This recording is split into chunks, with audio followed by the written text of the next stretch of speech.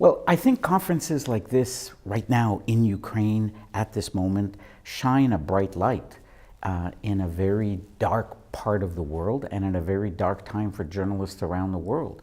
So the fact that hundreds of investigative journalists can come together and try to investigate power, try to investigate corruption, try to follow the money, sends a signal to the governments, to the corporations, to the organized crime figures, that journalists will speak up and journalists will come together to try to figure out how to do our job, how to stay safe, and how to keep investigating.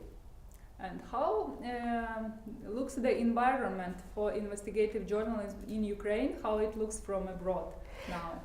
Well, I think there's a lot of surprise. I come from Canada, and in the rest of the Western world, there's often a sense that things are very bleak and pessimistic and dark in Central and the former Eastern Europe. If you look at what's going on in Hungary and Poland, not to mention Russia, Crimea, and then you realize that Ukraine is one of those sources of light.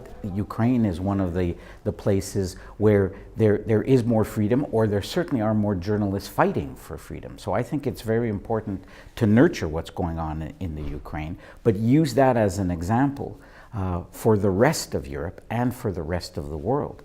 I just came from an investigative conference in Jordan where Arab journalists are literally fighting for their lives. Even in America, we have governments that are attacking the media and denouncing the media as enemies of the people. So whether it's Ukraine, America, the Middle East, what's going on here is very important, not just for journalists, but for citizens and the countries we live in.